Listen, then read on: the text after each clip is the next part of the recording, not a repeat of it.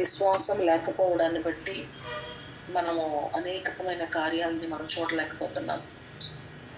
మనం ప్రార్థన చేసేటప్పుడు విశ్వాసంతో మనం అడిగే వాటిని పొందుకుని ఉన్నామని నమ్మి కృతజ్ఞతాస్తుతులు చెల్లించమని దేవుని యొక్క వాక్యం సెలవిస్తాం. కానీ మనలో అపనమ్మకం అనేది ఎక్కువగా ఏలుబడి చేయడాన్ని బట్టి మనము విశ్వాసంతో అడుగులు ముందుకు వేయలేకపోతున్నాం. దేవుణ్ణి స్తుతించలేకపోతా ఉన్నాం. కృతజ్ఞతాస్తుతులు నమ్మి దేవుడు నాకు ఇస్తాడు అని నమ్మి దేవుడికి కృతజ్ఞత చెల్లించాలి. కానీ మనము నమ్మలేకపోవడాన్ని బట్టి కృతజ్ఞత చెల్లించలేకపోతున్నాం. మనము దేని విషయంలోనైనా సరే కృతజ్ఞత అనేది మనకి లేనప్పుడు చిన్న చిన్న విషయాల్లో కూడా నిన్న కూతురుతో నేను మాట్లాడుతూ కొన్ని విషయాల్ని చెప్తా ఉన్నప్పుడు మనము ఎంతగా దేవుణ్ణి స్తుతిస్తామో ప్రతి చిన్న చిన్న విషయాల్లో కూడా మనం దేవుణ్ణి స్తుతించగలిగినప్పుడు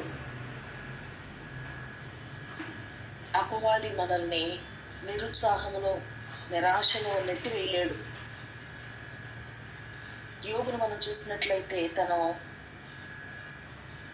మేలును బట్టి దేవుడు చేసిన మేలును బట్టి దేవుడిని స్తుతించే పరిస్థితులు కాకపోయినప్పటికీ తన 10 మంది పిల్లల్ని కోల్పోయి ఒకే రోజున ఒకే సమయంలో 10 మంది పిల్లల్ని కోల్పోయినా మరి తన ఆస్తి అంతటినీ కూడా కోల్పోయినా వట్టి వాడిగా మిగిలిపోయినా కూడా తను చేసిన పని ఏంటి అంటే తను దేవుడు ఇచ్చాడు, దేవుడు తీసుకున్నాడు, ఆయనకే అని సాగిలపడి దేవునికి కృతజ్ఞతాస్తుతులు చెల్లించాడు.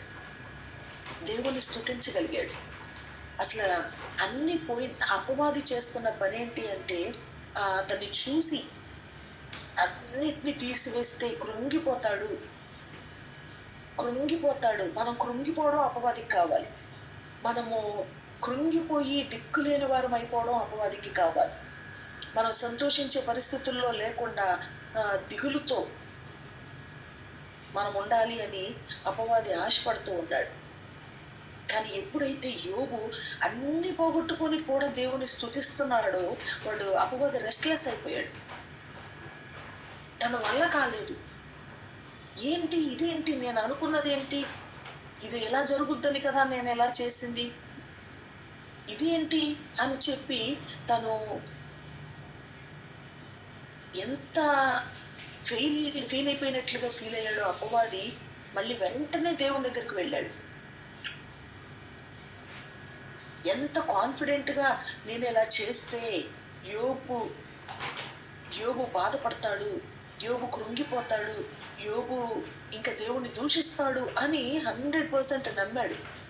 తను వేసిన ప్లాన్ 100% వర్కౌట్ అవుతుంది, సక్సెస్ అయిపోతాను నేను అని అనుకుని అపవాది చాలా ఇదిగా మరి యోగుని అప్రోచ్ అయినప్పుడు అక్కడ కంప్లీట్ రివర్స్ జరిగింది.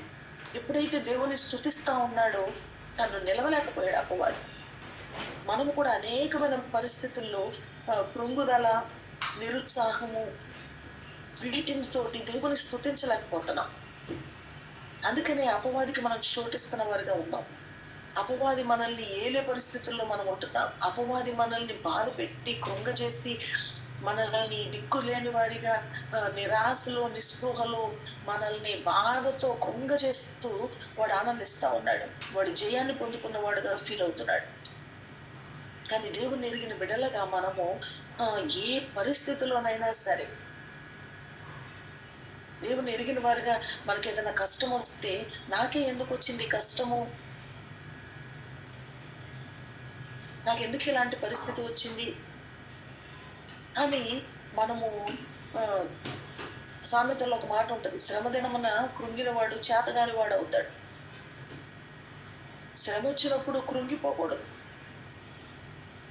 శ్రమ వచ్చినప్పుడు మరి మనం కృంగిపోతే మనం చేతగాని వాళ్ళం అయిపోతాము. ఇంకా దేవుడు ఎక్కడా, దేవుని యందు విశ్వాసం ఎక్కడా, ఎలాంటి పరిస్థితుల్లోనైనా సరే ఒక్కటే మనకి అనేక విధాలుగా అపవాది మనల్ని నిరుత్సాహపరచడానికి ప్రయత్నం చేస్తున్నప్పుడు, మనకి నిరాశ వచ్చినప్పుడు, మనం కృంగిపోయే పరిస్థితులు మనకు ఎదురవుతూ ఉన్నప్పుడు, మనము దేవుని స్తుతించగలిగితే ఆ పరిస్థితుల్లో కూడా మరి ఆశ్చర్యకరంగా దేవుడు మనల్ని బయటికి తీసుకొని వస్తాడు. దేవుని స్తుతించలేని వారిగా, ఇంతకు ముందు ఎప్పుడు మమ్మీ చెప్తా ఉండేవాళ్ళు స్తుతిలోని శక్తి అని చెప్పి, ఇప్పటికీ నేను అనుకుంటా ఉంటాను ఆ పుస్తకం ఎక్కడన్నా దొరికితే బాగుండు అని. ఎందుకంటే ఏదో అరకొర 2-3 మాటలు నేను ఆ పుస్తకంలోని మాటలు నేను విన్నాను కానీ నేను ఎప్పుడు ఆ పుస్తకాన్ని చదవలేదు. మమ్మీ ఒకళ్ళిద్దరితో చెప్పేటప్పుడు నేను విన్నాను. ఆ స్తుతిలోని శక్తి మీలో ఎవరికన్నా ఆ బుక్ దొరికితే నాకు కూడా ఇవ్వండి, నాకు కూడా చెప్పండి అది ఎక్కడుందో, నేను కూడా దాన్ని తీసుకుంటాను. ఎందుకంటే స్తుతిలోని శక్తి, దేవుని మనం ఎప్పుడైతే మనలో నిరుత్సాహం వస్తుందో ఆ నిరుత్సాహం మనల్ని ఎంత కృంగదేస్తుందో, ఎంతగా ప్రార్థన చేసుకోలేని వారిగా, లేకపోతే దేవుని స్తుతించలేని వారంగా, దేవుని మీద ఆధారపడలేని వారిగా, దేవుని కొరకు కనిపెట్టలేని వారిగా, అన్ని విధాలుగా కూడా దేవునికి మనల్ని దూరం చేసే పరిస్థితులే కృంగుబాటులు కనబడతాయి. కానీ ఎక్కడా కూడా దేవునికి సమీపస్తులుగా ధైర్యంగా ఉండేవారుగా మనం ఉన్నాం. కానీ ఎప్పుడైతే మరి అపవాదిని మనం ఎదిరించాలి, దేవుని అందరి విశ్వాసముతోటి మనము దేవుని స్తుతించగలగాలి. దేవుని వాక్యాలు ఎన్నో ఉన్నాయి, దేవుడు మనల్ని విడిచిపెట్టనని వాగ్దానం చేసిన మాటలు ఎన్నో ఉన్నాయి. లేకపోతే ఎన్నో కీర్తనలో మనం చదువుతుంటే దావీదుకి ఎలాంటి ఘోరమైన పరిస్థితుల్లో ఎలాంటి జయము, అలాంటి పరిస్థితుల్లో ఎలాగా దేవుని వైపు చూడగలిగాడు, దేవుని కొరకు కనిపెట్టగలిగాడు, దేవుని దగ్గర నుంచి మరి ఎలాంటి ధైర్యాన్ని తను పొందుకోగలిగాడు. మనకంటే తక్కువేమీ రాలేదు మరి దావీదును మనం చూసినట్లయితే. కానీ ఎలాగా వారు ఆ పరిస్థితుల్ని మరి పరిస్థితులు ముందుకు వెళ్ళగలిగారు అనేది మనం చూస్తే, వారు దేవుని ఎడల కృతజ్ఞత కలిగిన వారుగాను, దేవుని మీద విశ్వాసంతో దేవుని వైపు చూసిన వారుగా కనపడతా ఉన్నారు. నేను మొన్న దేని గురించో మాట్లాడుతూ ఉంటే నేను గ్యాడ్సన్ తోటి అంటా ఉన్నాడు, అసలు డిప్రెషన్ అనేది దేవుడు అంటే తెలియని వాళ్ళకి డిప్రెషన్ ఉంటే పర్వాలేదు, కానీ దేవుణ్ణి ఎరిగిన వారికి డిప్రెషన్ ఎందుకు ఉంటుంది? అప్పుడు నేను ఒక్క క్షణం ఆలోచించాను, నిజమే కదా, నిజమే. అసలు దేవుని మీద విశ్వాసంతో మనం ఉన్నప్పుడు why will we go into depression? అసలు నిరుత్సాహం అనేది ఎందుకు రానివ్వాలి? నిరీక్షణ లేని వారమా, దేవుడు లేని వారమా, విశ్వాసం లేని వారమా? కాబట్టి అనేక మంది జీవితాల్లో అపవాది ఆ నిరాశను పెట్టి మనల్ని కృంగిపోయేవారుగా చేస్తా ఉన్నాడు. అన్ని ఉన్నా లేని పరిస్థితుల్లో ఉన్న వాళ్ళలాగా. అరే ఎందుకు కృంగిన పరిస్థితుల్లో ఉన్న మనము ఒక్కసారి పరిశీలన చేసుకుంటే ఎంతో మందికి లేని భాగ్యం దేవుడు మాకు ఇచ్చాడు. కాబట్టి ద్వితీయోపదేశకాండం 28వ అధ్యాయంలో కూడా ఆ శాపాలలో మనం చూస్తే ఆ కృంగుబాటు, ఆ మతి స్థిమితము, ఆ యొక్క డిప్రెషన్, ఇవన్నీ కూడా అవి శాపాలు. కాబట్టి వాటి నుంచి ఎలా మనం బయటకు పడాలి? ఒకవేళ మనమే ఒక నిరుత్సాహంలో ఉంటున్న వారంగా ఉంటే, విశ్వాసాన్ని కోల్పోతున్న వారిగా ఉంటే, అదేదో శాపం అని చెప్పి శాపగ్రస్తులం అయిపోయామని దిగులు పడద్దు. వాటిని ఓవర్కమ్ చేయగలిగిన పరిస్థితుల్లో మనం ఉన్నాము. దేవుని వాక్యం మనల్ని బలపరిచి మనల్ని ఆ పరిస్థితుల్లో నుంచి బయటికి తీసుకొని రాగలదు. కానీ దేవుని మనం స్తుతించగలుగుతున్నామా? దేవుని మనం స్తుతించగలుగుతున్నామా? ఎన్నో స్తుతించవలసిన విషయాలు ఉన్నాయి. ప్రతి ఉదయాన్నే మనం లేచి దేవుని స్తుతించడానికి ఎన్ని ఉన్నాయో. దినమంతా కూడా ప్రతి దినము ప్రతి క్షణము మనం నడుస్తున్నా కూర్చున్నా ఏం చేస్తున్నా ఏమేమో వాటిని గురించి మనం ఆలోచించడం కాదు, కానీ కృతజ్ఞత కలిగిన హృదయంతో మనం ఉన్నప్పుడు సంతోషంతో మన హృదయం నింపబడుతుంది. నిత్యము దేవుని స్తుతించే వారముగా. స్తుతి మన స్థితిని మారుస్తుంది అంటారు. ఎప్పుడైతే డిప్రెషన్ అనే దానిలో లేకపోతే కృంగిపోతున్నాము, అపవాది మనల్ని కృంగ చేయడమే వాడి టార్గెట్. దేవుని ఎరిగిన మనము కృంగిపోవడానికి వీల్లేదు, కృంగుదల మనకు రావడానికి వీల్లేదు, నిరుత్సాహం మనకు రావడానికి వీల్లేదు.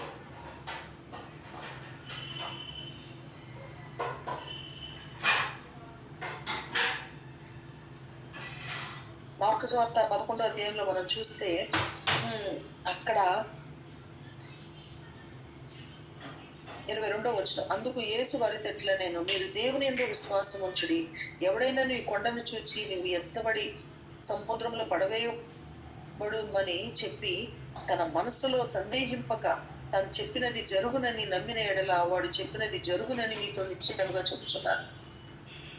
మన నోటితో మనము నోటితో మనము విశ్వాసముతో మాట్లాడితే ఆ మాట జరుగుతుంది అని అంటున్నాడు దేవుడు. కానీ మన అవిశ్వాసము, మనం మంచి మాటలు మాట్లాడలేకపోతాం, దీవెనకరమైన మాటలు మాట్లాడలేకపోతాం.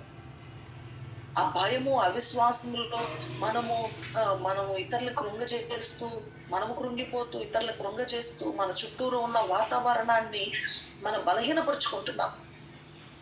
దేవుని ఎరిగిన వారమై ఉండి అపవాదిని జయించి యేసు ప్రభు మనకు ఒక ధైర్యాన్ని, ఒక విశ్వాసాన్ని మన హృదయంలో నింపడానికి ప్రయత్నం చేస్తూ ఉంటే అపవాది వాడు ఎక్కడ మనము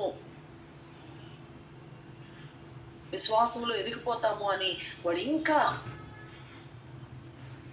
మనల్ని కృంగజేయడానికి వాడు ప్రయత్నం చేస్తుంటే మనం అపవాదికే చోటిస్తున్న వారిగా కనబడుతున్నాం. మనం అపవాది సంబంధులమా? మనం ఎందుకు విశ్వాసముతో ఉండలేకపోతున్నాం? కొంతమంది చిన్న విషయాలకి కృంగిపోతా ఉంటారు, ఊరికనే ఏడుస్తారు, ఊరికనే బాధపడతారు, చిన్న మాటకే బాధపడిపోతారు, చిన్న విషయానికే చాలా కృంగిపోతారు. మనము చేతగాని వాళ్ళం అయిపోకూడదు, అపవాది చేతిలో మనము చిక్కుపడిపోకూడదు. వాటిలన్నింటి నుంచి విడిపించడానికి యేసు ప్రభు మన కొరకు లోకానికి వచ్చాడు కదా.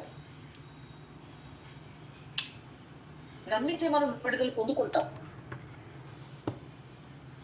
మన విశ్వాసంలో బలపడి అనేకులను బలపరచవలసిన వారిగా ఉన్నాం. మనమే బలహీనమైన పరిస్థితుల్లో మనం ఉంటే, మనమే కృంగిపోతా ఉంటే ఇంకా ఇతరులను కూడా కృంగ చేసేవారికి అయిపోతాం. అపవాది రాజ్యము కాదు స్థాపించబడవలసింది, దేవుని యొక్క రాజ్యము స్థాపించబడవలసి ఉంది. అది ఎలాంటి అధికారము దేవుడు మనకి ఇవ్వడానికి ఆశపడుతున్నాడంటే, ఆయన ఎందుకు విశ్వాసం ఇచ్చిన మనకు విశ్వాసంతో మనం ఒక మాట పలికితే. నాకు మొన్నటి దినాన్న నేనుండే ఇంటి దగ్గరలో ఇంట్లో ఒక పిల్లోడికి ఒళ్ళు మచ్చలు వచ్చినాయి అని చెప్పి విన్నాను నేను. వాళ్ళు హిందువులు, వాళ్ళతో ఎప్పుడు నేను దేవుని గురించి చెప్పలేదు.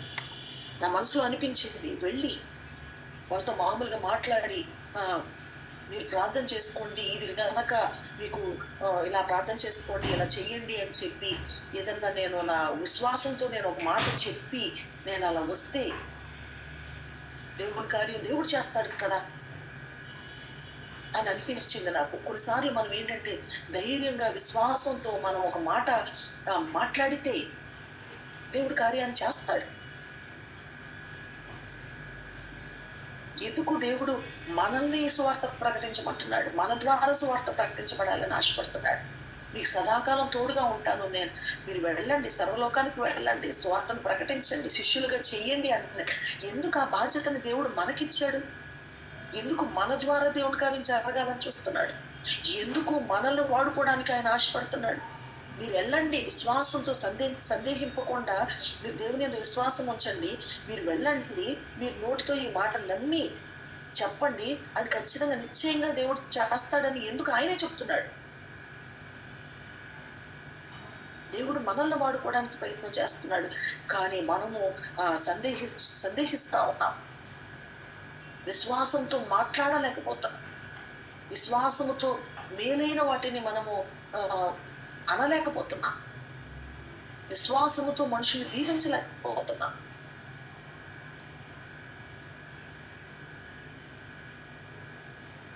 అవిశ్వాసంతో అవిశ్వాసపూరితమైన మాటలే మనం మాట్లాడుతూ ఉన్నాం. అపవాదికి మనం చోటిస్తా ఉన్నాం. నిజంగా యోబు దేవుణ్ణి స్తుతించినప్పుడు అపవాది ఎలాంటి సిచ్యుయేషన్ లో ఉన్నాడు ఒక్కసారి ఊహించుకోండి. వాడు చేతగానోడు అయిపోయాడు. వాడు సిగ్గుపడ్డాడు. వాడు మళ్ళీ ఒక్కసారి వెళ్ళి దేవుని దగ్గర మళ్ళీ బ్రతులాడుకున్నాడు, మరొక్క అవకాశం ఇస్తావా అని. అప్పుడు కూడా దేవుణ్ణి వాడు ఉపయోగించిన ప్రతీది కూడా తిప్పి కొట్టినట్లుగా నిజంగా దేవుడు ఎంత నమ్మకముతో యోబు విషయంలో ఉన్నాడో ఆ నమ్మకాన్ని దేవుని కొరకు తను నిలబడ్డాడు. రెండోసారి కూడా మరి తన శరీరం మీద దేవుడు అధికారం ఇచ్చినప్పుడు కురుపులతోటి పుండ్లు వాటిలన్నిటిలో చిల్ల పెంకు వేసుకొని గీకుంటా కూర్చున్న పరిస్థితుల్లో కూడా, భార్య తను దూషిస్తున్న పరిస్థితుల్లో కూడా తను దేవునికే మూర్ఖురాలు మాట్లాడినట్లు నువ్వు మాట్లాడుతున్నావు. మరి దేవుడు దీవిస్తేనే ఇదా, లేకపోతే ఏంటా మాటలో ఒకసారి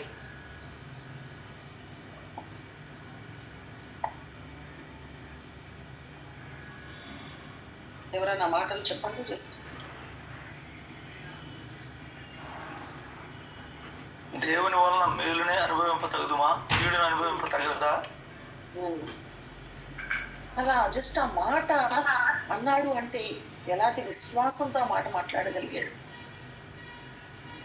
అంటే, దేవుడు ఏది ఎలా చేస్తే దాన్ని నేను యాక్సెప్ట్ చేస్తాను అన్నప్పుడు ఎంత దేవుని పక్షంగా తను స్టాండ్ తీసుకున్నాడు.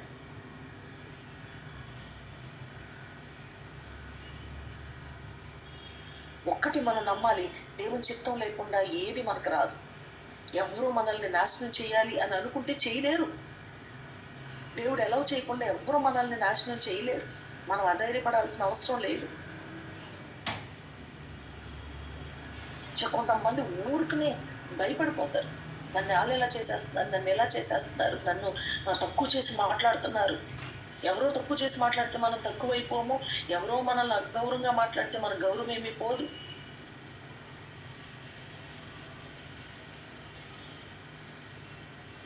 ప్రతిదానికి ఆ బలహీనమైన మనస్సుతోటి, అవిశ్వాసముతోటి మనము కృంగిపోవడానికి ఆ పొరవాది మనల్ని కృంగజేస్తా ఉన్నాడు. వాళ్ళు అన్నంత మాత్రాన మనకేమి అలా అయిపోదు. దేవుడి చిత్తం లేకుండా ఏది జరగదు. ఏదైనా కష్టం వచ్చిందా, ఏమో దేవుడు దీన్ని ఎందుకు ఎలా చేశాడో,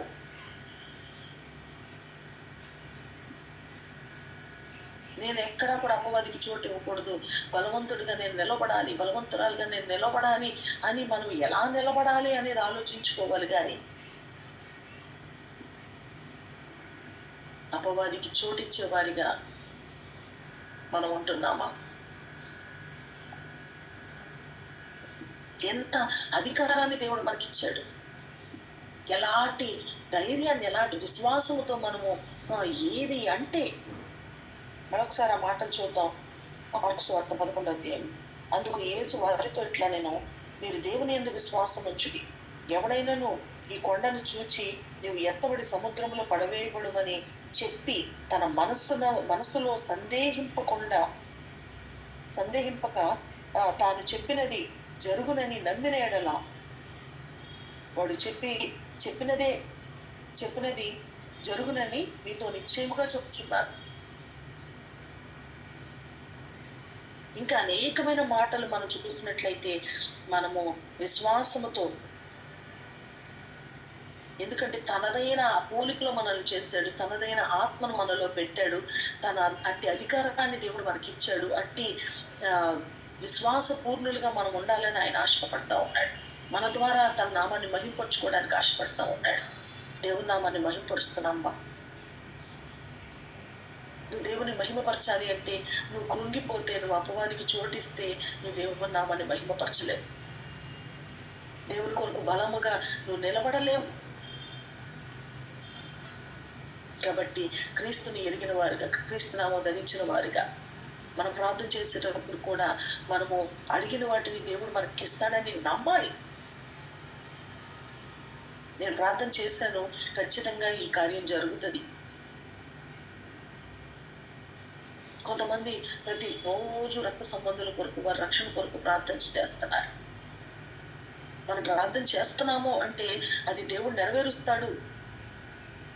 మనకు అర్థమయ్యేలాగా వారు రక్షించబడ్డారా లేదా మనకు అర్థం కాదు, కానీ మన ప్రార్థన దేవుడు అంగీకరిస్తున్నాడు అని నమ్మాలి.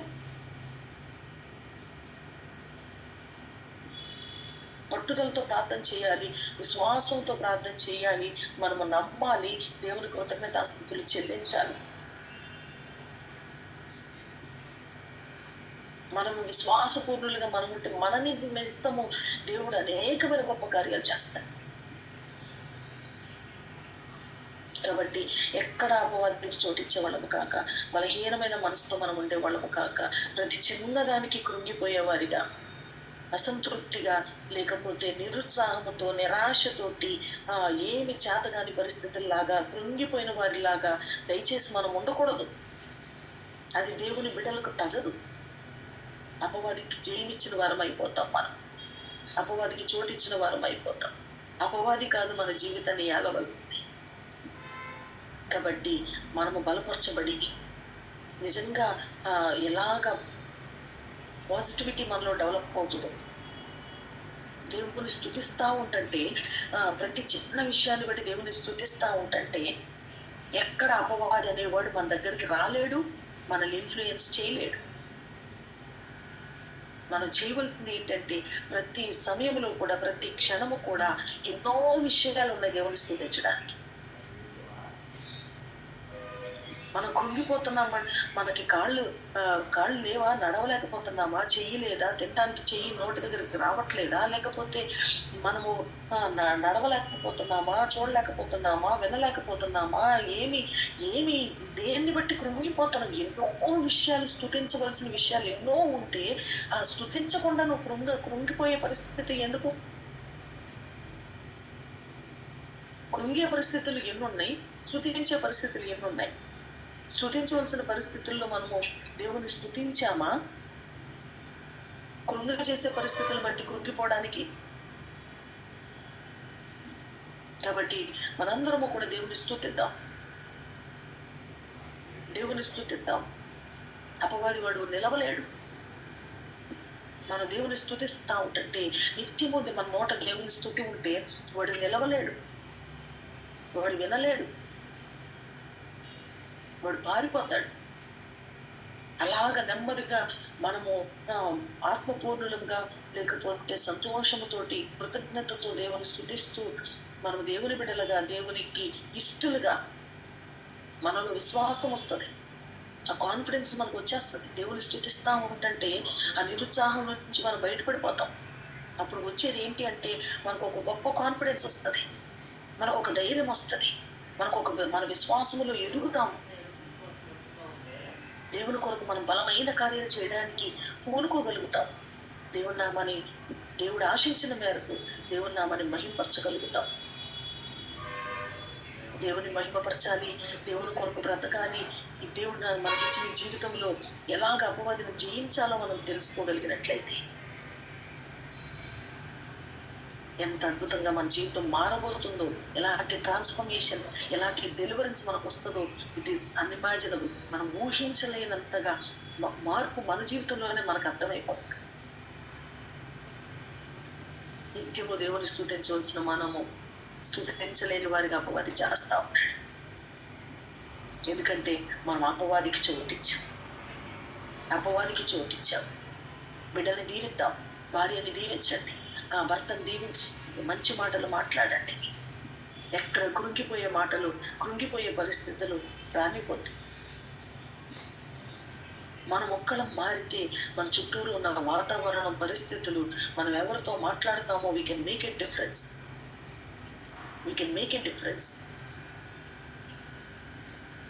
కానీ ఒక ముద్ద పులిసిన పిండి కొంచెం ఉంటే ముద్దంతా పులిసిపోద్ది అన్నట్టు మనమే ఒక పులిసిన పిండిలాగా ఉన్నాం. మనల్ని బట్టే ముద్దంతా పులిసిపోతుంది. మనల్ని బట్టే మన కుటుంబం నెమ్మది లేకుండా పోతుంది. మనల్ని బట్టే మన పరిస్థితులన్నీ కూడా నెమ్మది లేకుండా పోతుంది. మనమే పులిసిన పిండిలాగా ఉన్నాం కాబట్టి సంఘము పాడైపోతుంది. సహవాసములో పరిస్థితులు పులిసిపోయిన పరిస్థితులు కనపడకుండా, మనం ఒక్కరము పులిసిన పిండిలాగా ఉండకుండా మనము మన ఆత్మని దేవునితో ఎత్తుకొని మనం ఉజ్జీవింపబడితే క్రొత్త ముద్ద అయిపోతాం. మనమేనా ఒకప్పుడు ఒక్కసారి మనం దేవుని స్తుతించి దేవునిలో మనం ఎదుగుతూ ఉన్నప్పుడు, గొప్ప విశ్వాసంలో ఎదుగుతూ ఉన్నప్పుడు మనం వెనక తిరిగి చూసుకుంటే, నేనైనా ఇంత షార్ట్ టైంలో ఇంతగా దేవునిలో ఇంత గొప్ప ఉద్యోగమో లేకపోతే ఎంత గొప్ప ధైర్యమో కాన్ఫిడెన్స్ నాకు ఎట్లా వచ్చింది అని మనకే ఆశ్చర్యం కలుగుతుంది. దేవుని స్తుతిద్దాము, అపవాదిని ఎదిరిద్దాము. దేవుణ్ణి ముందు పెట్టుకొని ధైర్యముగా ముందుకు వెళదాం, ధైర్యముగా మాట్లాడదాం, ధైర్యముగా దీవెనకరమైన మాటలు మాట్లాడదాం. ఎందుకంటే దేవుడు అలాంటి శక్తిని మనకిచ్చాడు. విశ్వాసముతో అలాంటి బలవంతులుగా మనం నిలబడి అనేకులు బలపరిచే వారిగా ఉండి దేవుడు నామాన్ని మహిమపరుద్దాం. చిన్న ప్రార్థన చేసుకుందాం.